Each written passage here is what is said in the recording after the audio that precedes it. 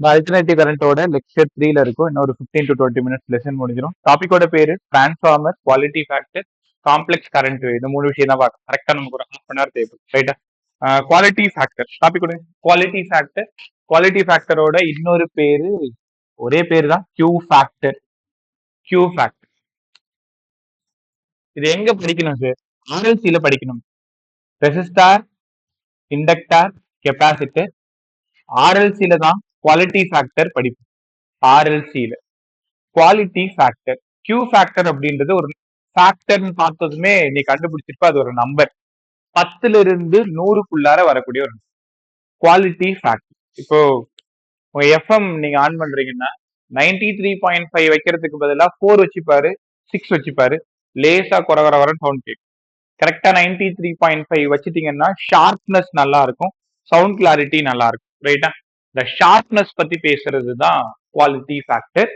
இந்த ரெசிஸ்டன்ஸோட வேல்யூ ரொம்ப கம்மியா இருந்தா ஷார்ப்னஸ் வந்து அதிகமா இருக்கும், 100 வரைக்கும் போகலாம் அந்த குவாலிட்டி ஃபேக்டர். ரெசிஸ்டன்ஸ் அதிகமா இருந்தா கிராஃப் பிளாட்டா இருக்கும், சவுண்ட் வந்து குறை வரன்னு இருக்கும். அப்ப என்னன்னா quality factor voltage across L to the applied voltage, இல்லைன்னா voltage across C to the applied voltage. என்ன புரிஞ்சுக்கிறீங்க? இந்த வின்றது நான் கொடுத்தது அப்ளைடு வோல்டேஜ், விஎல் இண்டக்டார்ல டிராப் ஆனது, விசி கெப்பாசிட்டர்ல டிராப் ஆனது. இப்போ உங்ககிட்ட கேட்கிற கேள்வி குவாலிட்டி ஃபேக்டர் தான் என்ன? Voltage drop across L RC by applied voltage. VL by VR இருந்தாலும் குவாலிட்டி ஃபேக்டர் தான், விசி பை விஆர் இருந்தாலும் குவாலிட்டி ஃபேக்டர். இதான் ஃபர்ஸ்ட் ஃபார்ம்ல இங்க தான் ஆரம்பிக்குது. இதை ஃபுல்லா எக்ஸ்பிளைன் பண்ணுங்க சார். ஐஎக்ஸ்எல் பை ஐஆர் எடுத்து பேரலா போட்டு வரேன். ஐஎக்சி பை ஐஆர். இந்த இடத்துல ஐ போய் சேர்ந்துருச்சு, ஐ போய் சேர்ந்துருச்சு. குவாலிட்டி ஃபேக்டர் இங்க எக்ஸ்எல் பை ஆர் மேல, அடுத்தது எக்ஸி பை ஆர் கீழ். அந்த பக்கம் ரெண்டும் ஒரே ஆன்சர் தான் வரப்போகுது. ரெண்டுமே ஒண்ணுதான். உனக்கு புரிய வைக்கிறதுக்காக எல் பை வி இல்லைன்னா சி பை வி ரெண்டும் ஒண்ணுதான் குவாலிட்டி ஃபேக்டர். ஃபைனல் ஆன்சர் ஒன்னா தான் இருக்கு. எக்ஸலோட ஃபார்முலா உங்களுக்கு தெரிஞ்சதுதான், ஒமேகா எல் பை ஆர். எக்ஸியோட ஃபார்முலா 1 பை ஒமேகா சி. கொஞ்ச நேரத்துக்கு முன்னாடி படிச்சோம், ஒமேகாவுக்கு பத்தி ரூட் எல்சி. மேல ஒரு எல் இருக்கு, இங்க ஒரு ஆர் இருக்கு. இந்த பக்கம் வந்தீங்கன்னா 1 பை ஒமேகா சி ஆர். ஒமேகாவுக்கு 1 by root LC C R. என்ன நடக்குதுன்னா ஒரு ரூட் எல்லுக்கு ஒரு ரூட் எல் போயிடுச்சு. அப்போ 1 பை ஆர் வெளில இருக்கு, root of L by C இதோட ஆன்சர். அந்த பக்கம் வந்தீங்கன்னா ஒரு ரூட் சிக்கு ஒரு ரூட் சி போயிடுச்சு, கீழே இருக்கிற எல் மேல போயிடுச்சு. அதனால 1 by R root of L by C அதே ஈக்குவேஷன் வந்துச்சு. இப்போ quality factor formula 1 by R root of L by C. Quality factor 1 by R root of L by C. ரைட்டா? கொஞ்சம் நிதானமா யோசிச்சுவார். ரெசிஸ்டன்ஸ் அதிகமா இருந்தா கியூ வேல்யூ கம்மியா இருக்கு, ரெசிஸ்டன்ஸ் கம்மியா இருந்தா கியூ வேல்யூ அதிகமா இருக்கும். நமக்கு நல்லது எதுன்னா ஷார்ப்னஸ் அதிகமா இருக்கும், குவாலிட்டி ஃபேக்டர் அதிகமா இருக்கும். இப்போ குவாலிட்டி ஃபேக்டர் அதிகமா இருக்குன்னா ரெசிஸ்டன்ஸ் வேல்யூ எப்படி இருக்கும்? கம்மியா இருக்கும். இங்க ஆரம்பிக்கும் போதே ஆரம்பிச்சுக்கோ, quality factor is just a number between 10 to 100.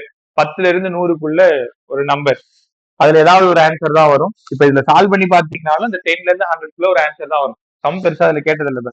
But quality factor என்னன்னு தெரிஞ்சுக்கும்.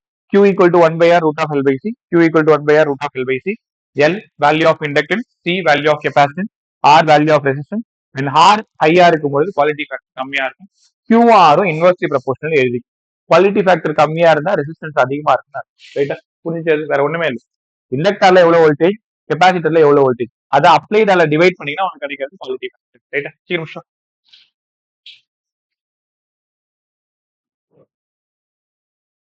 பேச முடியும்.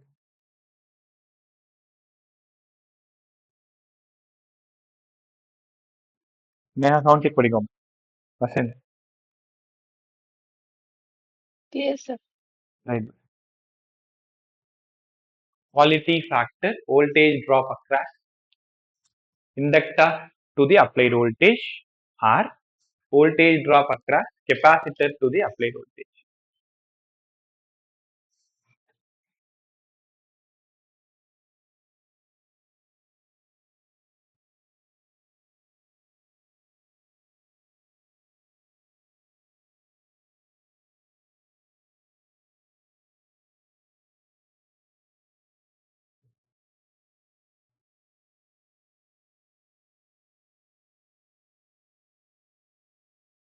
டிக் மட்டும்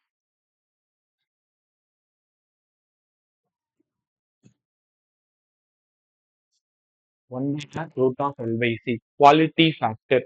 இது சீரிஸ் ரெசோனன்ட் சர்க்கியூட்ல தான் அந்த குவாலிட்டி ஃபேக்டர் வரும், ஆர்எல்சியில தான் வரும். I equal to V by Z.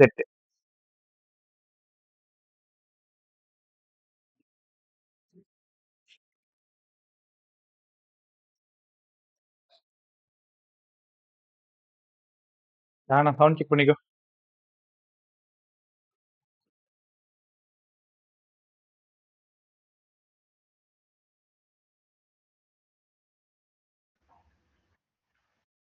Right.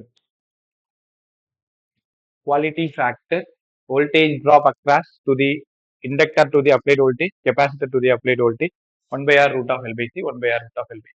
இப்போ சம் பெருசா இது வரைக்கும் கேட்டு நான் பெருசா பார்த்தது இல்லை. when R high, quality factor ரொம்ப லோவா இருக்கும், ஷார்ப்னஸ் ரொம்ப லோவா இருக்கும். அதை மட்டும் பார்த்து டாபிக் 2025 ஜேஇல ஒரு கொஸ்டின் கேட்டிருக்காங்க. அடுத்த டாபிக் வருது, ரொம்ப simple. RMS value of current, வேற டாபிக் எழுதுங்க. RMS value of RMS value of RMS value of complex current wave. They RMS value of adi RMS value of complex current wave. இது முடிஞ்சதும் நான் share பண்ணி காமிக்கிறேன். இந்த क्वेश्चन எப்ப கேட்டாங்க. RMS value of complex current wave.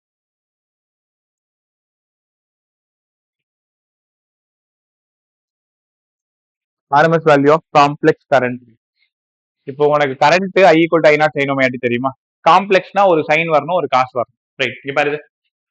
I equals to உனக்கு முதல்ல கான்செப்ட் சொல்லி கொடுத்தாரு, அப்படி எப்படி சால்வ் பண்ணணும்னு சொல்றேன். A sin omega t plus B cos omega t. I equal to I naught sin omega t. RMS சொல்லுங்க பாருங்க. I naught by root. இதுதானே? I equal to I naught sin omega t. இதோட RMS கேட்டா டக்குன்னு சொல்லிடுவீங்க. I RMS equal to I naught by root 2. I equal to 10 sin omega t. RMS 10 by root 2, 10 by root 15 sin omega t, 15 by root. இப்போ அந்த டிஸ்கிரீட்டுக்கு ஒன்னால சொல்ல முடியுதா? இப்படி ஒரு சைன் ஃபங்க்ஷனும் ஒரு காஸ் ஃபங்க்ஷன் இருந்தா இதுக்கு பேரு காம்ப்ளெக்ஸ் கரண்ட் வேவ்னு அர்த்தம். இதுக்கு ஆர்எம்எஸ் எப்படி சார் கண்டுபிடிக்கிறது? ஆர்எம்எஸ் எப்படி டிராவல் பண்ணணும்னு சொல்ற, டெரிவேஷன் ஸ்கிப் பண்றேன். முதல்ல ஸ்கொயர் பண்ணிக்கணும். ஐ ஸ்கொயர் வேணும்னா A sine omega T plus B cos omega T whole square. கரெக்டா? அடுத்தது ஐ ஸ்கொயர் தான் எழுத போறேன். எக்ஸ்பிளைன் பண்ண போறேன். A square sine square omega T plus B square cos square omega T plus 2ab sin omega t cos omega t. லாஸ்டா வந்த 2ab இருக்கு இல்லையா, அது ஜீரோ ஆயிடும். ஒரு சைன் ஒரு காசு வந்தா ஒன் கம்ப்ளீட் சைக்கிள் ஜீரோ ஆயிடும். சைன் ஒமேகா டிக்கு ஒரு 1/2, காஸ் ஒமேகா டிக்கு ஒரு 1/2. கடைசியா இதுக்கு ரூட் எடுக்கணுமா, அதாவது மீன் ஸ்கொயர் கரண்ட்.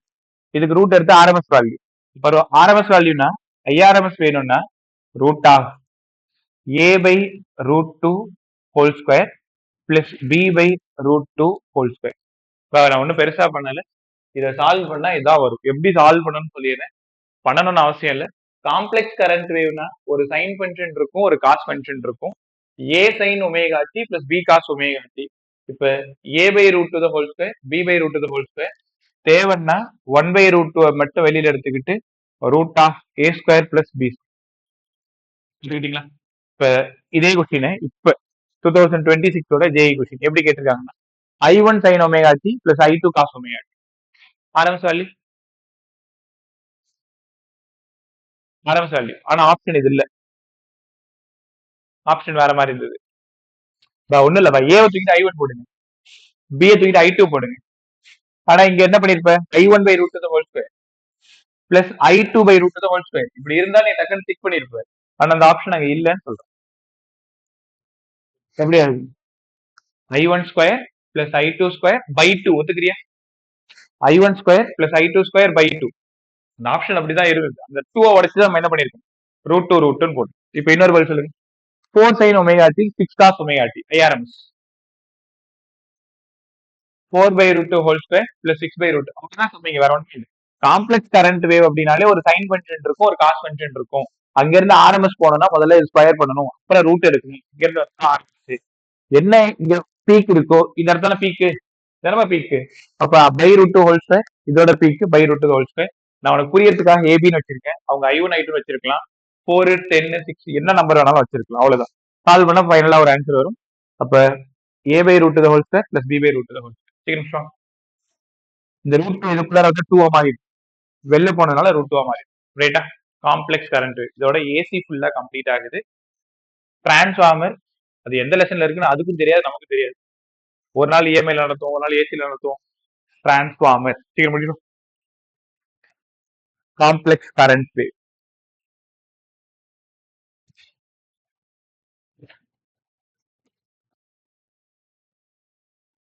எல்லாருமே போன் கையில வச்சிருக்கியா? அதை மட்டும் கரெக்டா செய். எல்லாருமே வச்சிருக்கீங்களா? எல்லாருமே வச்சிருக்கீங்களா?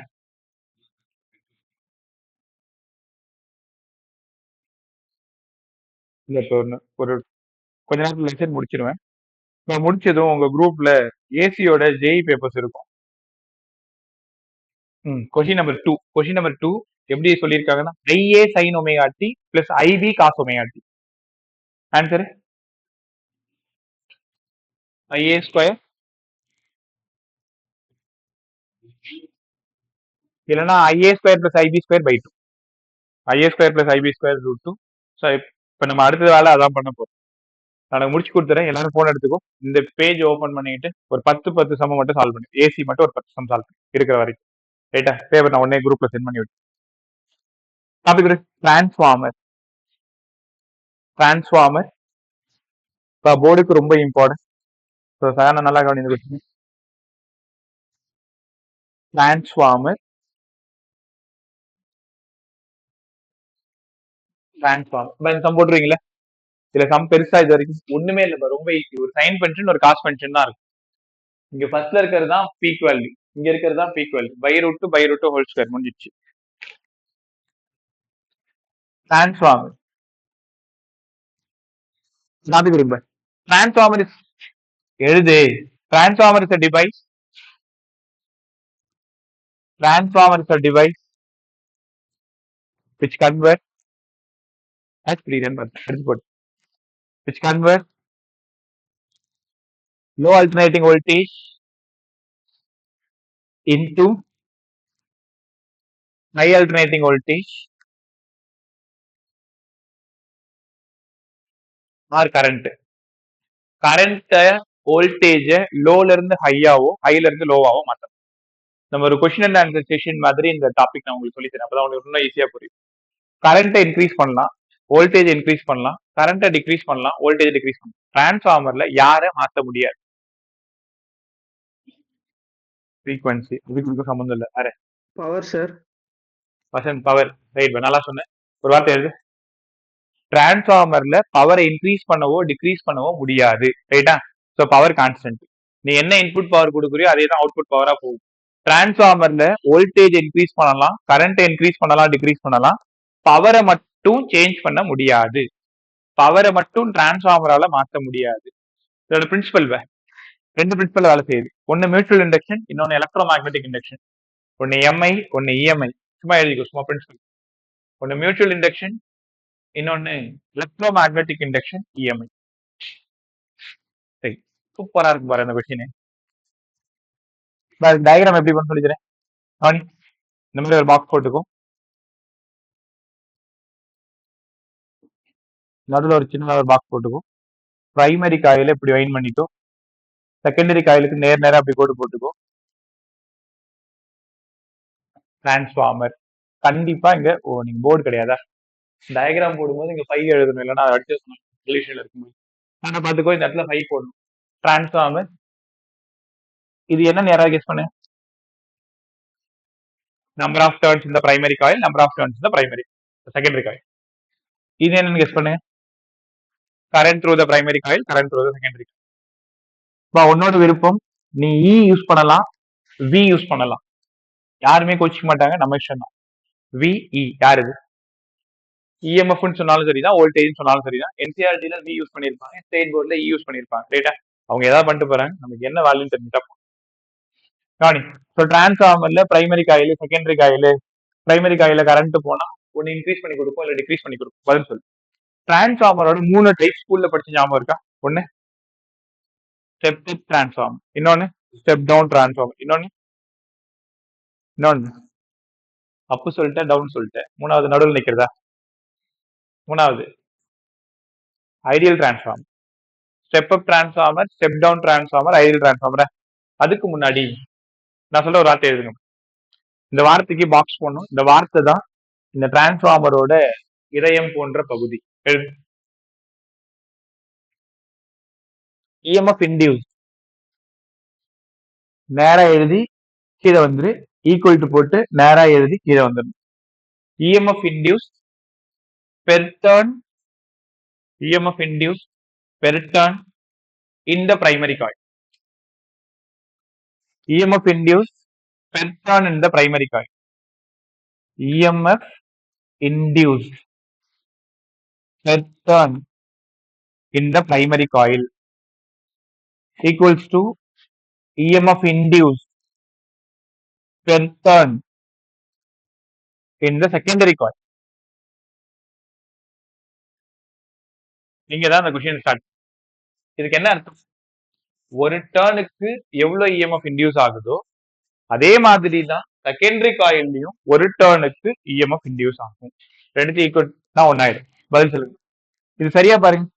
EB by NP equal to ES by NS. சரியா? இபி பை என் நான் இங்க எழுதியிருக்கிறத இங்க எழுதிருக்கேன். EMF induce per turn in the primary, EMF induce per turn in the primary. நான் எதை தேடி போயிட்டு இருக்கேன்னா இஎஸ் பை இபியை தேடி போயிட்டு இருக்கேன். So ES by EP equals to NS by NP. இது ஈக்குவேஷன் 1. உணர முடியாது பாருங்க. ES by EP equal to NP என்பியா? பதில் சொல்லுங்க. நம்பர் ஆஃப் டர்ன்ஸ் 1000 செகண்டரி காயிலோடது, பிரைமரியோடது 100.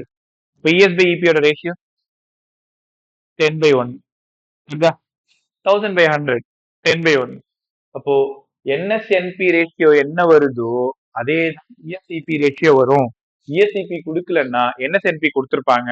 அங்கிருந்து இஎஸ்இபிக்கு வந்துட்டு நீங்க ஐஎஸ்ஐபிக்கு போகணும். ரைட்டா? அப்ப ES by EP equal to NS by NP. இது ஃபர்ஸ்ட் ஈக்குவேஷன். மறந்துடாத, ஈல எஸ் இருந்தா என்லயும் எஸ் இருக்கணும், ஈல பி இருந்தா என்லயும் பி இருக்கு. காரணம் இருக்கு, கவனி. ஐடியல் டிரான்ஸ்ஃபார்மரோட வேலை என்ன? ஐடியல் டிரான்ஸ்ஃபார்மரோட வேலை நான் என்ன கொடுத்தனோ அதை தான் திருப்பி கொடுக்கும். ஐடியல் டிரான்ஸ்ஃபார்மரோட வேலை இன்புட் பவரும் அவுட்புட் பவரும் ஈக்குவலா இருக்கும். இன்புட் பவரும் அவுட்புட் பவரும் ஈக்குவலா இருக்கும். பவருக்கு விஐ, விஐ இந்த இடத்துல EP IP equals to ES IS. சரிதான் நம்பர் இருக்கும். விபிஐபி இல்ல VS IS. Input power equal to output power. Ideal என்ன தெரியுமா? 100 ரூபாய் கொடுத்தா 100 ரூபாய் அப்படியே திருப்பி கொடுக்கும். அது அதிகமாகவும் எடுத்துக்காது, கம்மியாகவும் கொடுக்காது. அதுக்கோட மீனிங் பேர் தான் ஐடியல். நீங்க படிச்சிருப்பீங்களா தெரியல, கார்னாட் இன்ஜின் ஒன்று இருக்கு 11th. ஆனால் சிலபஸ் எடுத்திருப்பாங்க. இப்போ இல்ல, அதுக்கு முன்னாடி நீங்க படிச்சிருக்கலாம். Carnot engine ideal engine. 100 ரூபாய் கொடுத்தா 100 ரூபாய் அப்படியே திருப்பி கொடுக்கும்.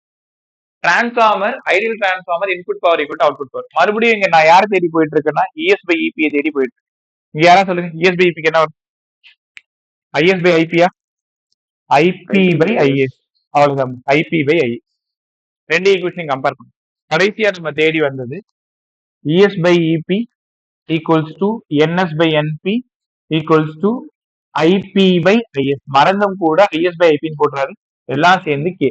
இனி டிரான்ஸ்ஃபார்மர்ல எந்த கொஸ்டின் கேட்டாலும் டிரான்ஸ்ஃபார்மர் கொஸ்டினை ரீட் பண்ண பிறகு கொஸ்டினோட பக்கத்துல இந்த ஃபார்முலா எழுதி வச்சு அதுக்கப்புறம் என்ன கொடுக்குறாங்களோ அதெல்லாம் டிக் பண்ணிட்டு என்ன கேட்கறாங்களோ அது கொஸ்டின் மார்க் கொடுத்தோம். அவ்வளவுதான் சம். டிரான்ஸ்ஃபார்மர் சம் போறது ரொம்ப easy. ES by EP equal to NS by NP equal to IP by IS. கேக்கு ஒரு பேர் வைங்க. கேக்கு ஒரு பேரு டிரான்ஸ்ஃபார்மர் ரேஷியோ. Transformer ratio. ரைட்டா? இப்போ உங்களை பார்த்து ஒரு 3 கேள்வி. கேவோட வேல்யூ 1 விட அதிகமா இருந்தா, 1 விட கம்மியா இருந்தா, ஈக்குவல் டு 1 இருந்தா என்ன டிரான்ஸ்ஃபார்மர் ஐடென்டிஃபை பண்ண? கே கிரேட்டர் தென் 1 step up transformer. Step up நல்லா சொல்லிட்டேன். ஏன் ஸ்டெப் அப்? மேல இருக்கிறது எல்லாம் கிரேட்டரா இருக்கணும். அப்பதானே கே 1 விட அதிகமா இருக்கும். கீழே இருக்கிறது கம்மியா இருக்கணுமா? பொறுமையா பாரு, எதையுமே இங்க வச்சு கூடாது. அந்த நேரம் பார்த்து அப்படியே சொல்லிடு. இஎஸ் பெருசா இருக்கு இபியை விட, என்எஸ் பெருசா இருக்கு என்பியை விட, ஐஎஸ் பெருசா இருக்கு ஐபியை விட.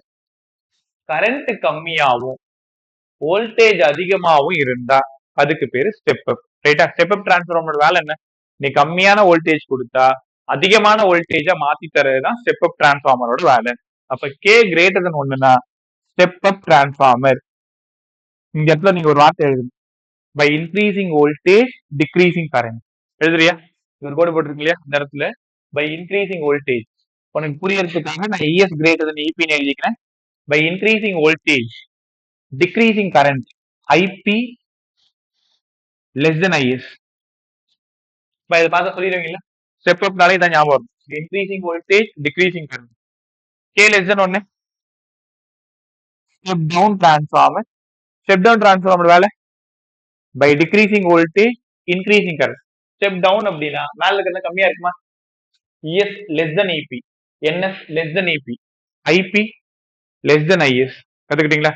அப்ப இந்த இடத்துல ES less than EP, NS less தென் NP, IP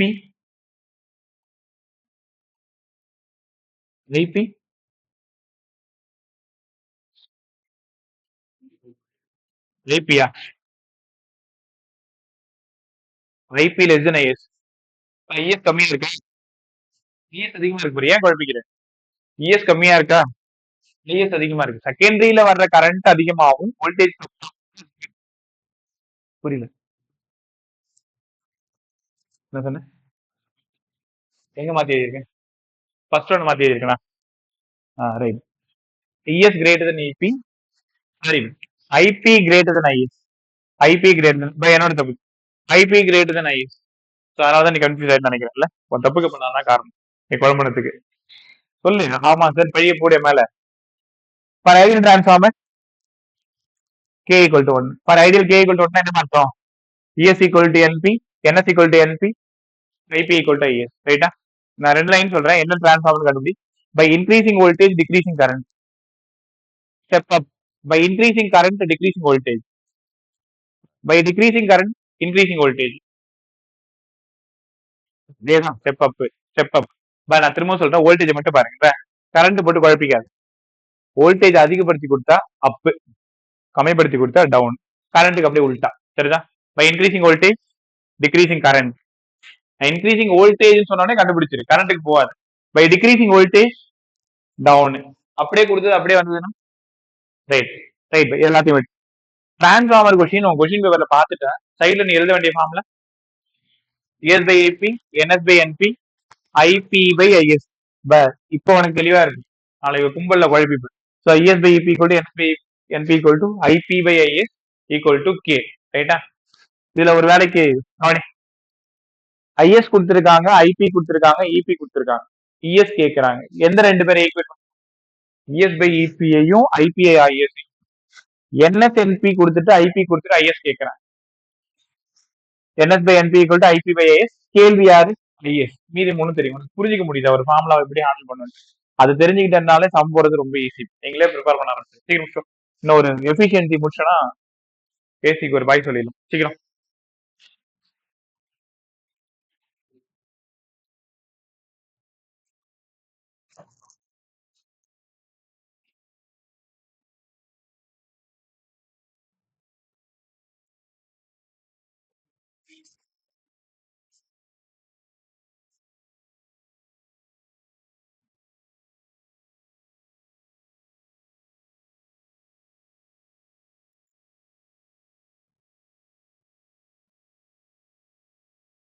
சீக்கிரம் லேட் ஆமா பாக்கலையா? இல்ல கிளாஸ் டைம் பாக்கலையான்னு. சரி சரி, பரவாயில்ல பரவாயில்ல. இந்த ரெண்டுத்துக்கான ரெக்கார்ட் சென்ட் பண்ணி விடுறேன், நைட்டு உட்காந்து பாத்துறாரு. ரைட். டிரான்ஸ்ஃபார்மர் கொஸ்டின் கொஞ்சம் கத்துக்கோ.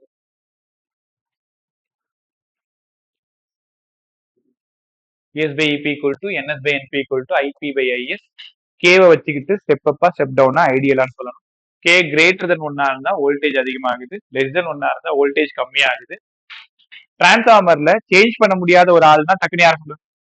பவரை வந்து சேஞ்ச் பண்ண முடியாது. கரண்ட்டை இன்க்ரீஸ் பண்ணலாம், வோல்டேஜ் இன்க்ரீஸ் பண்ணலாம், டிக்ரீஸ் பண்ணலாம். ஏன் பவரை மாற்ற முடியாது சொல்லுங்க? பவர் ஈக்குவல் டு VIயா? V அதிகமான I கம்மியாயிடுமா? 100 ரூபாய் அதிகமான 100 ரூபாய் கம்மியாயிடுமா? பவர் அப்படியே இருக்கு. பவரை மாற்ற முடியாது. வோல்டேஜையும் கரண்ட்டையும் இன்க்ரீஸ் பண்ணலாம், டிக்ரீஸ் பண்ணலாம்.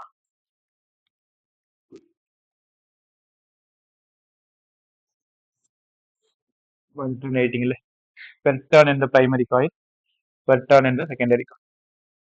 அப்படியே தான் கூட அடுத்தது எஃபிஷியன்சி முடிஞ்சிச்சு. எஃபிஷியன்சியோட எல்லா இடத்துலயும் எஃபிஷியன்சிக்கு என்ன ஈக்குவேஷன்? ஜெனரா எஃபிஷியன்சி உன்னோட எஃபிஷியன்சி இல்ல, எஃபிஷியன்சினா ஜெனரல் ஃபார்முலா. நீ சப்ஜெக்ட் போவாத, சாதாரண எஃபிஷியன்சினா நான் உனக்கு என்ன கத்து கொடுத்தேன்? இன்புட். நீ என்ன அவுட்புட் கொடுத்த? அவுட்புட். ரெண்டுத்துக்கு ரேஷியோ எடுத்தா எஃபிஷியன்சி. நான் 100 ரூபாய் கத்து கொடுக்குறேன், 100 ரூபாய் திருப்பி நீ பதில் சொல்லிட்டேன் அப்படின்னா 100%. நான் 100 ரூபாய் கத்து கொடுக்குறேன், நீ 80 ரூபாய் எடுக்கிறேன், எஃபிஷியன்சி 80%. இப்போ எஃபிஷியன்சினாலே அவுட்புட்டுக்கும் இன்புட்டுக்குமான ரேஷியோ தான் எஃபிஷியன்சி. இது இங்க மட்டும் இல்ல, வாழ்க்கைக்குமே. இப்போ efficiency output power by input power. அப்ப இந்த இடத்துல பவர்ன்றதுனால output power by input power, output power by input power. இவருக்கான formula output power VS IS by VP IP. அவனோட குழப்பல இது வரைக்கும் இ யூஸ் பண்ணீங்களா சார்? ஏன் எங்க வி? இந்த கொஸ்டின்ல இயும் பயன்படுத்தலாம், வியும் பயன்படுத்தலாம் உங்கள்கிட்ட சொல்றதுக்காக. So ES IS VP IP இது எஃபிஷியன்சி. கவனி, அவ்வளவுதான், மேல ஃபுல்லா முடிஞ்சிச்சு. எஃபிஷியன்சி 80%. கவனி, எஃபிஷியன்சி 80% கொஸ்டின் பேப்பரை கொடுத்துருவாங்க. அந்த இடத்துல நீங்க 80/100 வச்சுக்கணும். ரைட்டா? 80/100. Number of turns in the secondary 500. Number of turns in the primary 100. VS ஓடது 10 வோல்ட், விபி ஓடது என்னவா? இது எப்படி இந்த சம்ம டிராவல்? நீங்க ஆன்சர்லாம் வேணும், இந்த சம்ம இப்படி சால்வ் பண்ணணும் சார், நான் அந்த ஐடியா சொல்றேன். இல்ல புரியல.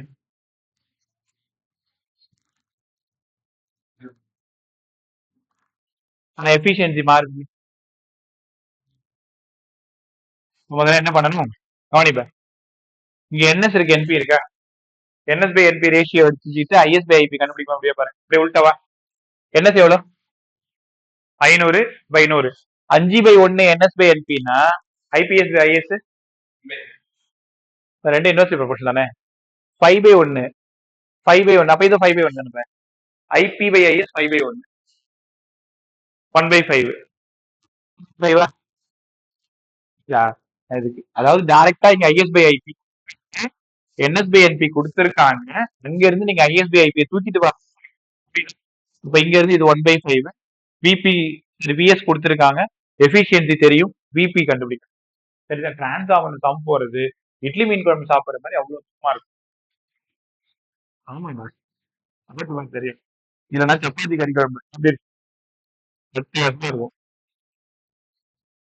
திங்கிறத விட ஏன்னா இதுக்கு மேல உனக்கு எப்படி அது முடிச்சுவா.